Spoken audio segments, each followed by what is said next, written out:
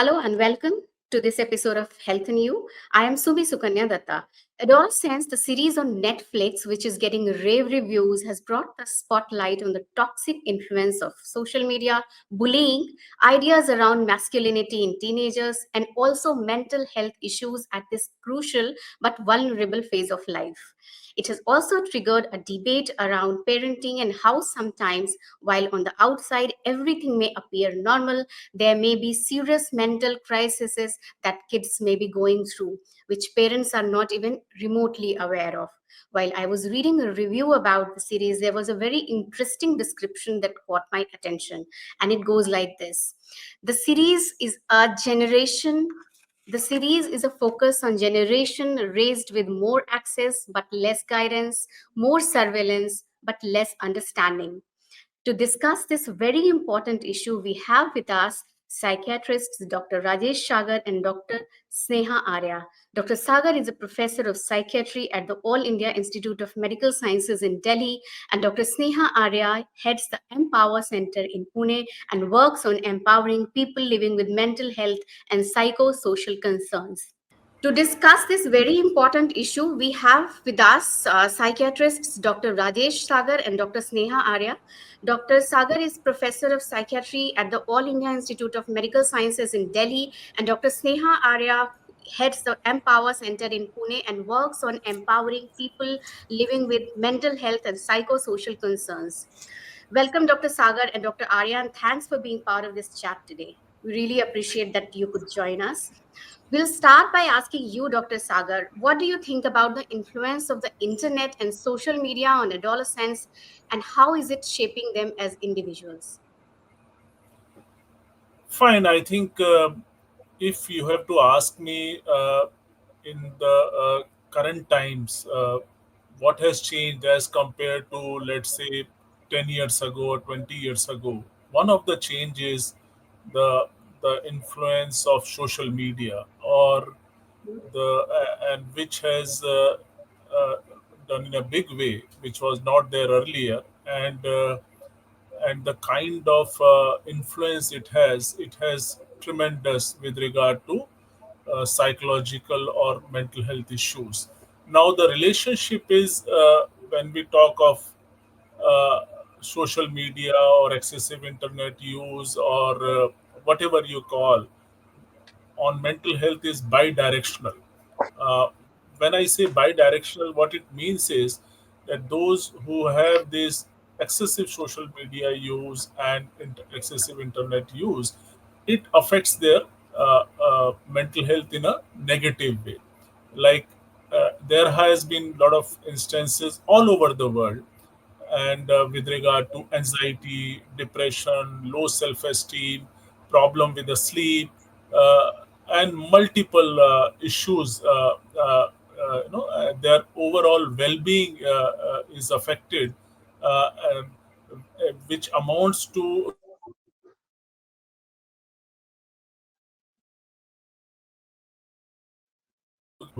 which is there. So does have effect, and that is one direction. The other direction is also it is seen that those who have these issues, they also use excessive social media or excessive internet use. So it's the relationship is bi-directional. That is what we need to understand. That what is important. This is what always we have been saying. At least I have been saying when we see excessive social media use or excessive internet use, it should not be seen in isolation. There are certain risk factors. There are certain important vulnerabilities there with regard to multiple issues, which leads to this kind of problem. So we have to address that. We can't address just by that giving a label of addiction to these young people. But we have to understand the what the risk factors are, what the vulnerabilities, what are the determinants, and so on. So that risk is important, and that is what we have to address. So it has important bidirectional relationship, but at the same time, I think when of course we are discussing the negative effect, but also there are many instances where of course there is a positive effect also. We have to at least see that with regard to social connection, with regard to empowerment, with regard to expressing themselves. So it does have an important effect. So, but here the important thing is that it should not be used by young people, very young people, because it can have a detrimental effect. At the same time, we have to see that and there are certain the content, the checks. Of course, we can discuss more about that. So it is not that we should not be saying that it's complete ban or complete, at least for older adolescents and so on, because it does have an important positive aspect to it also. But there is an important link with mental health issues and social media use. Yeah. So, do you suggest Australia some time back had become the first country which sort of banned the use of social media for adolescents under 16 years, if I'm not mistaken? Do Yeah. you also, do you suggest that something like this can also be tried in our country, for example, or do you subscribe to this idea? Yeah, I think we can because the harms and the risk overweighs the benefit for young people, and and that is why Australia has done it, and other countries may follow, also other Mhm. European countries, because uh, ultimately what we have to see the risk and benefit ratio. The When we see that in young people below 16 years or young children, actually the risks are more than the benefits. So in that way, I think ban, but it is to be seen that how it progresses over a period of time. It is very putting a ban again, though we have a restriction, like we have the age criteria and all. In spite of that, many people use it. So we have to see that how the implementation again, this is what I have also mentioned, will be an issue. There are many things which there is a age criteria, but many people, there is an implementation issue. But yes, it may have a benefit if we can have this, but with certain caveats. I think there are always, when we put a complete ban, it has its own, it may have a positive side of it, it may also have a negative side of it. So it has to be weighed based on what ultimately it is. So, self and body image issues are a key trigger for mental health issues, which was also, sort of depicted in this series. If I'm not sure whether you have seen it yet, but how do you think that can be addressed in a healthy way? Because for adolescents, that's really it's important at any age, but particularly in adolescence, it's really really important, and it leads to a lot of problems. I think it's a very very important point. In fact, I will tell you, we have a child adolescent mental health clinic for. We have been running this in our department. And again, I will tell you that in young people, this is a very, very important issue, which again, which is of course hidden also, but not many people talk about. But it can have a serious implication, especially body image disturbances, and one can be so disturbed to the can lead to several mental health issues, including even self harm behavior. If anyone has commented on anyone, either in social media, even otherwise also.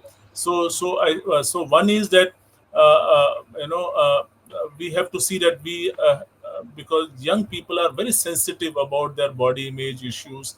That is one thing, and we are we need to be responsible if we are commenting on, even if for us it may be very trivial, but at the same time we know that the receiver, the person who gets the information, can be so sensitive about this.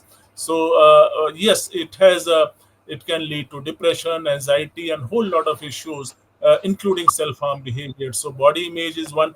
At the same time, in the same context, I would say that things which has come in the contemporary clinical practice, I would say, which are hidden. So body image disturbance always, at least I have been saying, this is an important issue, especially girls, even boys also. So mainly girls, and the way it's promoted, the thin shape, and the even one acne in on a face can also have, if anyone has commented, can have a very detrimental effect on the mental health. So in the same line, it is also important to also talk about issues like bullying also in the same context, which again is a hidden Yeah, that problem would have been when we talk definitely. I was about. coming to that also. That would have been, my next question.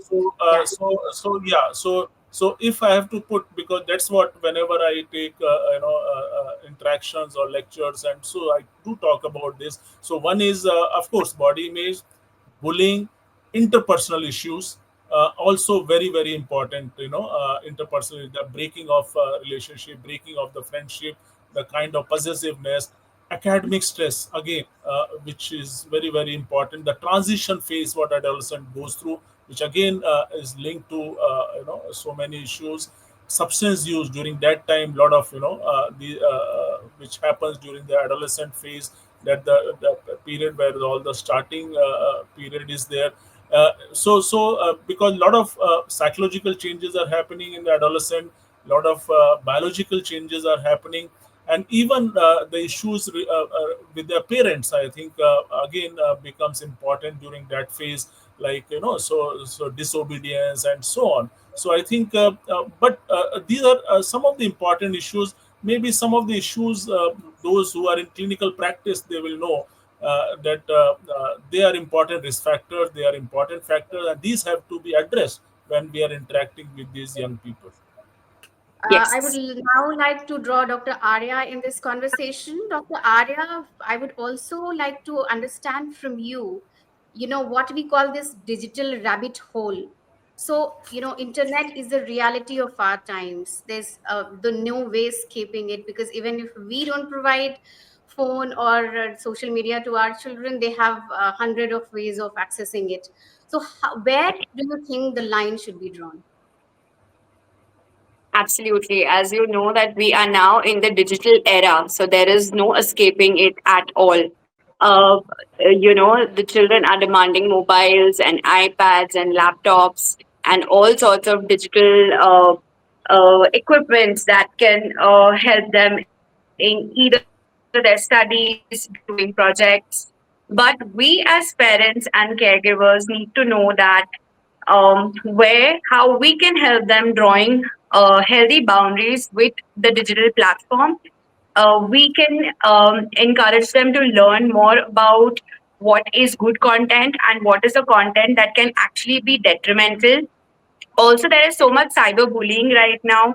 So if we can have help them have an open conversation with us, we can open a safe space for them, because nowadays children don't like to be told to be doing things. They like to be heard. They like to let people, especially their first caregivers, that is their parents, to know and to be heard in the best possible way, so that they can also express themselves. So if there's any kind of a situation where they are being bullied or they are not they're facing difficulties, parents should bring it up on them that I should be a safe space for my kid and they should come to me.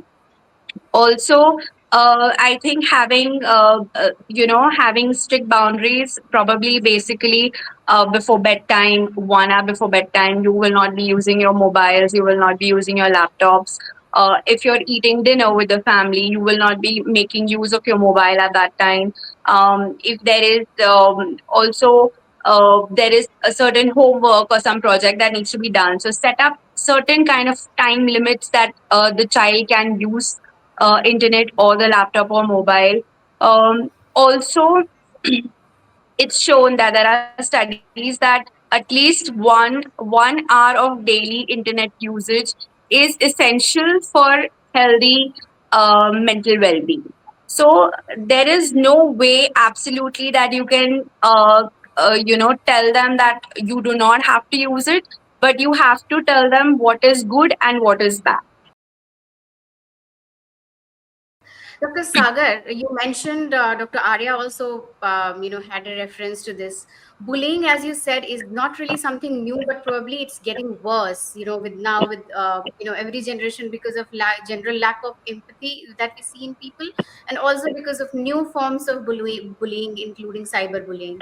This is also a major trigger point for mental health issues in our children. We sometimes think that, oh, children should handle it on their own because we want them to be mentally strong and be dealing with things in their own way. But when do you think should parents or caregivers or guardians intervene, and when should it be taken in a serious way, and in what way?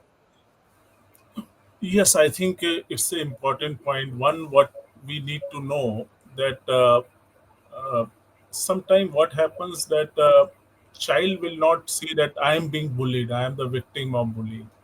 So as a parent, mainly as a parent, as a teacher, we have to see the change in behavior of a child, like Mm-hmm. child who has become withdrawn, child who is anxious, is not, his academic performance has gone down. So there would be certain consequences maybe there with regard to the behavioral change, even sleep problems, sleep maybe issue, some kind of restlessness, agitation. So if this is observed, the change by a parent or a teacher, then one need to talk to a child, you need to communicate to a child, okay, what it is, one-to-one basis, maybe discuss with a child what the issue is. So so once we unfold the things, then child, if the confidence is there, will talk about the bullying, that I am being victim of bullying, either cyber or even otherwise, even so sometimes what happens, this is a hidden morbidity, hidden risk factor. It is not so obvious at time, because after all, it is a power game. You don't want to be shown as if you are a subordinate. You want to uh, do not want to give a impression that I am weak in any way. So only this comes out when you have a good interaction with the child or good rapport with the child. It's not something which will come so obvious or so overtly. So but we need to talk about it, like in our clinical practice, when we, it's not in one goal. When we have few sessions, then only they may, when they feel confident, they will talk about it. But the then it has an implication, mental health, as I said, anxiety, sadness, depression, even drop in the performance, even there would be problems related to interpersonal relationship, they will not feel confident, uh, and so on. So multiple some kind of stress may be there. So but yeah, because what we have seen, sometime people used to say it's a western phenomena, it does not happen in our country. But I would say yes, it is there. Only thing, we don't ask about it, we don't discuss about it.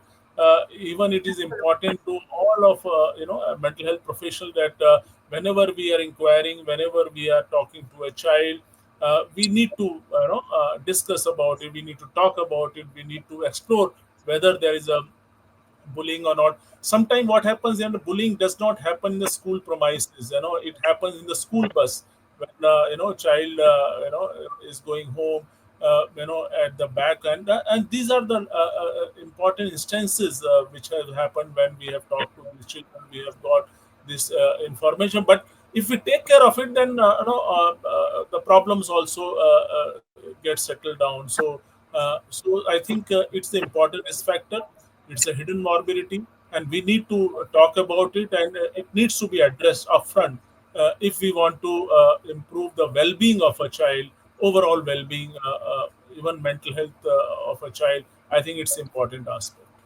Very important points there. Dr. Arya, another important point is anger issues in kids today, which can be a sign of, another sign of an underlying mental health issue.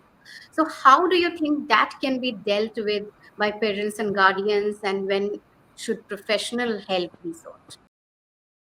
Right.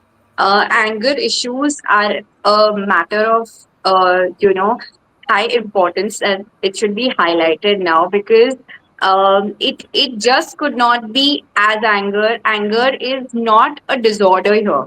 anger is a symptom. So it could be a symptom of maybe depression. It could be a symptom of maybe substance use disorder. It could be a symptom of bullying. It could be a symptom of not being heard. It could also, be a symptom secondary to some underlying undiagnosed disorder which needs help. And once the parent is so well connected or the guardian is so well connected with the child, they pick out on these signs. So, firstly, rather than avoiding and ignoring symptoms that come in, like, oh, yeah, probably he's not eating food, so he must be angry, rather than just brushing it under the carpet, having open conversations with your child, can definitely help understand as to what is leading to the anger, and then also probably getting some professional help there. So if anger is so much that it is impacting one's studies, the home environment, and everything else significantly, that is when they should get in professional help. Either a psychologist or a psychiatrist. Definitely, that is the way to go. Yeah, Dr. Sagar, would you also like to, tell our viewers how to go about it when they identify signs of anger issues in their kids?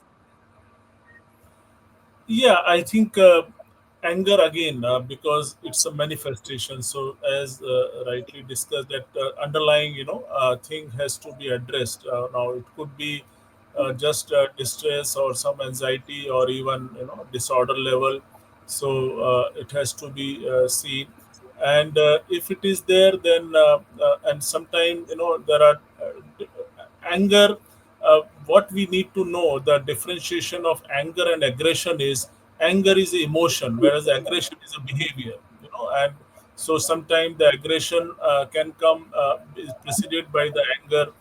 So it's emotion. So the emotion what we have, something like fear, so similarly anger is like that. So but we have to look at what the underlying cause is, what the underlying factor is to address the anger. And there are certain tips which are there, one can see, because the problem comes with the anger is, like you are not able to control it, because the immediately you act on it, that becomes a problem. If you hold for some time, that is why there are different techniques to hold that, then you are able to control it, so the important message here is that we need not react immediately. Just hold. There are different techniques are there. One can apply rubber band, and so many things are there. But again, it is the whole idea is to hold that for some time, then automatically it will die out on its own.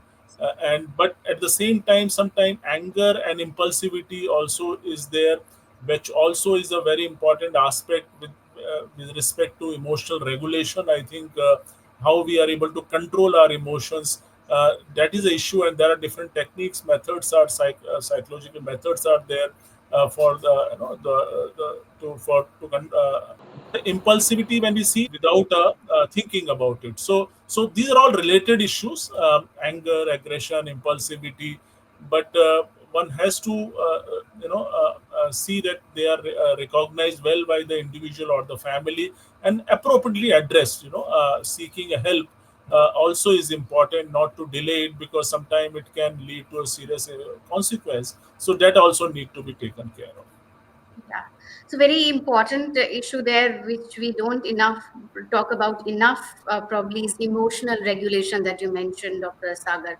So, I have two last questions. One is how to teach our children emotional, if you could tell us in quick pointers, maybe how to teach our children emotional regulation, as you said, and also how to, most of our conversation has been about building trusting, loving, parental home environment, and developing a healthy relationship with our between children and parent. How to do that? So these are the things that our viewers can directly benefit from. So Dr. Sagar and Dr. Arya, if you could tell our viewers in quick pointers some of the things that they need to introduce in their daily behavior, that would be really useful. Dr. Sagar, would you like to start? Yeah, I think One is that always we say in those who are doing practice in mental health is first we recognize this as a problem. I think that is very important. Most of the time we deny this, you know. So if there is a problem, just recognize, just identify that this is the problem. Then of course whatever the issues are, the parents play a very very important role. Always we say, maybe sometime later we can talk about different parenting style techniques and so on. But of course parents are the one who provide love, affection, and protect a child and provide a safety to a child, and of course nutrition and so on. So parents have very very important role. And of course different types of parenting skills what we have. And it's being said that commonly what is being authoritative is one. We need not be authoritarian, where you think that what you have said is right, you can't argue and so on. But there are others also, like who are uninvolved, and those who are permissive, so again they do not have a good outcome. So at the same time we have to see that the what we always feel, and always we have been saying this, child mind is what the environment is all about. Actually child is a reflection of the environment. So uh, uh, and child is, and we all are so much affected by the environment. If the environment around is not good, or so that will affect our mind, our behavior also. So we have to see that we need to provide a conducive environment, and provide the, that is what we said in the COVID time also, that provide that, to these children the environment where they can interact, they can talk, they feel, they feel safe, they can, communicate, they, so that becomes important. Because many times what happens when the adolescent is growing up, so they want to get away from the, from the parents. They get sometimes aggressive, parents say that they have become disobedient and so on. But that's a part of growing up. And we need to see that how we are able to provide a quality time, interact with these children, give a positive environment around these children, and give that environment where they can share, they can talk, they can, express themselves. I think that is again very important. Because for any parents, if they are doing so, if we are able to do that, at the same time provide all the love and affection, of course. Many times parents say that, child doesn't listen to us, doesn't obey us what we are saying. But at the same time, try to punish a child, want to discipline a child and so on. But also I ask them, how many times you have, praised a child when, the behavior is positive and good. So we have to see that, when the behavior is good, when the things are, with your standard fine, then we should give a positive feedback else, also. Because most of the time we are just concerned with the disciplining of the child, but at the same time we need to see that we need to provide a positive feedback also. Most of the time forget it, but I think that also is important. So giving a positive good environment to a child, I think, and the nurturance, I think, is very very important as far as the parenting goes, which again is a very important. And most of these issues can be settled if we are able to do this in these children. Yeah, And Dr. Arya, also seek a help whenever it's there available, absolutely. and don't shy away from that. Yeah, that's a very important point, big point, because many people, even when there is a clear need of that, because there is a certain stigma attached to it, going to a mental health professional. So that is something that we should all consider whenever there is a need. Dr. Arya, your quick take on this. Sagar sir has completed, I think, a lot of points here, but I'll just add in quickly. So nowadays, we all are living in nuclear families. Earlier, there used to be like the entire grandparents and chacha, chachi, mama, mami, everybody living in together. But right now, it's just like even just a one child family for that matter. And both the parents are mostly working, so they are not able to give the time to their children. So at least taking out 1 or 2 hours in a day and sitting down with your child and having a good conversation, a healthy conversation, not dismissing whatever your child is saying, but patiently listening out to them, and then probably giving in the best advice to them. Second is being a good role model for your child. So a child is always going to learn whatever happens in the family. For example, the child is seeing that parents are fighting, they're abusive towards each other, or whatever, you know. So that is what the child is going to model again. So if you are having a healthy relationship at home, the child learns that what is healthy and what is not healthy. So that is a very major point there.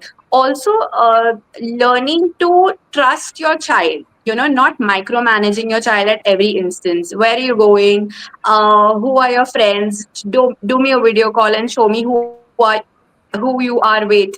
You know, so creating that trust is very important, and having being a safe space for your own child. So whatever is happening, the child is going to come and tell you first, rather than, thinking ki, oh my god, if I'm going to go to my parents, how are they going to react? Probably they'll punish me, probably they'll ground me. So what is the point even to go and talk to them? Then they start seeking external factors, you know, they going and talking to somebody else.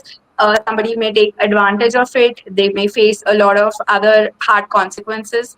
So I think that is also one thing that parents should consider, you know, like having trust, making your children independent rather than being dependent on you. And independence comes with consequences, needs to be told to the children, you know, that if you're doing something, there is going to be a consequence attached to it. So then the child learns that what is good and what is bad for me. So these are the few pointers that I wanted to add. Yeah, so very important and very useful advice from both of you.